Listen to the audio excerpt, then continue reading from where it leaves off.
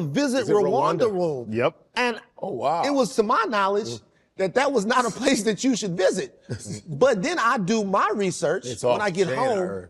And Rwanda is safe. Rwanda is beautiful. Rwanda is 60% women in the government. Yeah, like Rwanda apparently. Like I also asked a friend of mine was in a very popular movie about Rwanda, and so I talked to him about it, and he knows some of the people there. Don Cheadle. Yeah. And so now it's like, do you visit Rwanda? Do you visit Ghana? Do you visit Zanzibar? Do you go to South Africa? Like where do you go? I want Visit Rwanda to do a sponsorship with us because I love what you just said. And it was something that you just said earlier to me, like you go and do the research, right? Like those things that you have questions about, because you're right. You think about the movies, the movie Hotel Rwanda showed obviously the civil war that they had, right? The tribal war, but you go back and you look and you go, oh shoot, like man, this spot is beautiful. Marquise Goodwin, NFL, I think he's now out of the league. He was on Instagram going around and traveling around, throughout the continent. And I was like, this is dope. You just don't see a lot of people choose to go to the continent and vacation and just enjoy it, just to enjoy it without it having to be, this. I mean, I'm just gonna go there just to go travel, right? And so, but yeah, man, I would really encourage, people to travel, to the continent, pick whatever country, you know what I mean? Like, and there's some places. What's the best place to go? Well, for me, Nigeria is great. Nigeria is great. Ghana is amazing. Accra is amazing. Cape Town. I would also say Tanzania. Cape Town, South Africa has been like just raw beauty and the beauty of it, just the landscape of it. I say Cape Town, number one. Coming back to the United States, San Diego is another beautiful Nairobi. place. Nairobi is a great spot.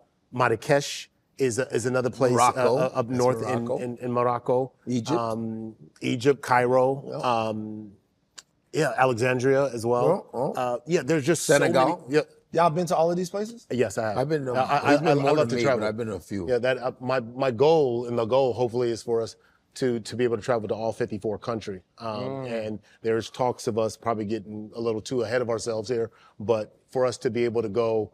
Godfrey and I traveled through all 54 and making it happen and show just what I Show Speed did and show it and bring it in a different way. Because I think the thing is that a lot of people just haven't seen it, so they don't know. And it was never more clear to me when I was just mentioning to my kids, I just took them back home to Nigeria for the first time and I showed them a picture of a beautiful beach. And I'm like, this is Nigeria. No, it's not. How you know? You never been, right? You never been. Yeah. And so the perception is so hard to, so I get what you're saying because the perception has been layered and layered and layered to where, it creates that disconnection. Just, I'm even thinking about, Cameron recently. Like, I'm not from Africa. Did you see Vince's response? Excuse me, did you see Vic's response? No. No, Vic Mensa. Vic. I thought I was thinking of Vince. We responded to Cameron? Yeah, we had him on the show We had too. Vic Mensa on there. Go watch Vic Mensa's response to Cameron. Said, yeah. Oh, I love Vic. Vic. Chicago, represent. Vic Cole, bro.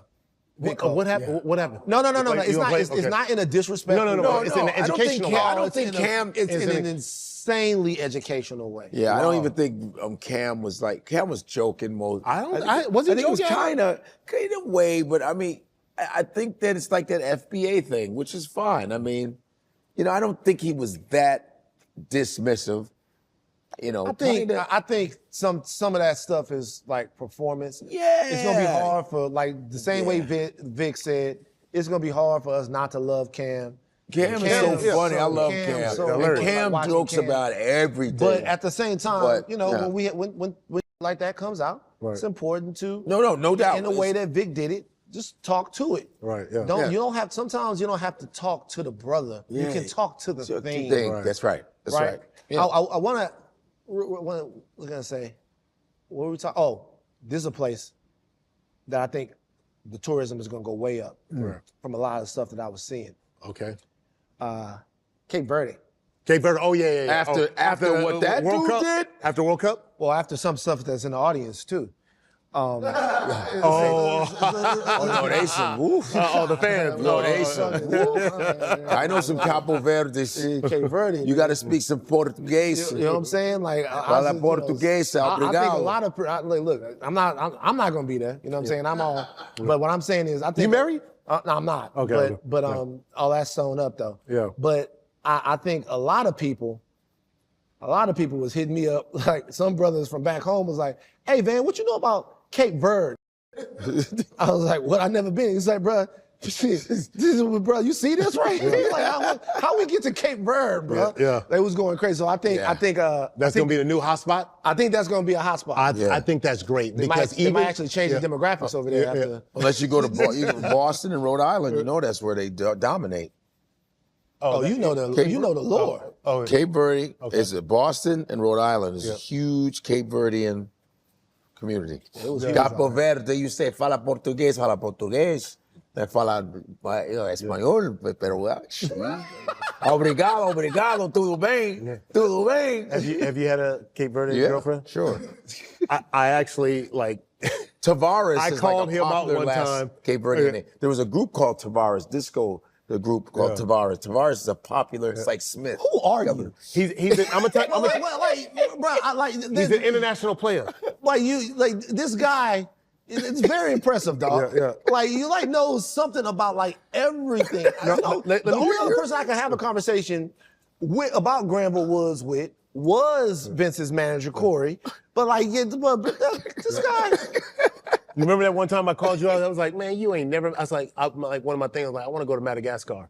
He goes, yeah, I know a chick from Madagascar. I was like, no, you don't, bro. Like, stop lying. He goes, yeah, I was just talking. I was like, bro, I just randomly brought Madagascar. I was like, who's been to Madagascar? She speaks French. He pulls out his phone. Yeah, man. I was like, go to the WhatsApp. I'm like, the WhatsApp. I said, dang. You know you don't. The WhatsApp. That's what I'm talking about. It's free. You know in the dirt. Yo. But yeah, Granville T. I mean, I'm into inventors. I'm into because people ask me, yo, man, what can I start with as far as Black history?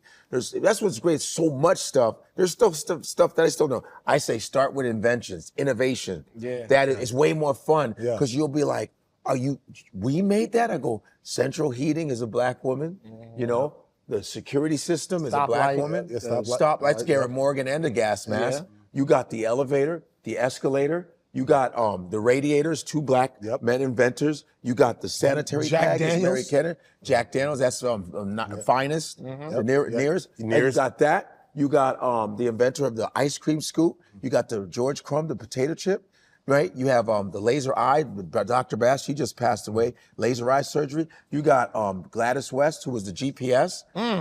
GPS was Gladys West. And even the internal for losing weight, bypass, the Phobie, gastric bypass. Dr. Phobie, oh man, like my sister. Though he's a kind of he got with the Trump administration, Ben Carson separated Siamese twins by the brain, the only one to ever do it. Ben Carson's place in Black history is the greatest pediatric surgeon ever. He has a book called Gifted Hands, which Cuba Gooding played in a movie. You got that. There's another little kid that just invented a surgical tool. There's another Ethiopian kid that invented a soap that can cure skin cancer. It's on and on and on and on, dude. But this is the type of stuff that I love, because I'm going to clip all of this. Vaccination. Vaccination was a Nigerian slave in Boston. Vaccination. So, we used to variolate, right? African people used to variolate. They take a little pus from a smallpox scab, and they variolate the young. Edward Jenner, the doctor who invented the smallpox vaccine, had been variolated when he was a kid. So he took the idea and said, hey, I will do that with cowpox. Vaca is cow. Means cow, Vaca means cow. So he took the pus from some of the cowpox thing, and he started variolating people with it. Then he took it, added some stuff to it, and came up with the smallpox vaccine. After 100 years later, smallpox eradicated. It might come back now because they don't want to vaccinate anyone. But what I'm saying is that invention is black people. That's African people Yeah. that figured out a way to live with their natural world. There were different versions of it from all over the world. Yeah. Some people did something called insufflation, where they would smoke the scabs. That happened more in the Orient and stuff like that. Yeah. But that was African people, to your point. There's records of enslaved people violating their masters because smallpox was running rampant. Yeah. But that invention that changed the world gets synthesized by this English white guy, but not invented by him. That was people that over time had figured out how to exist, live in their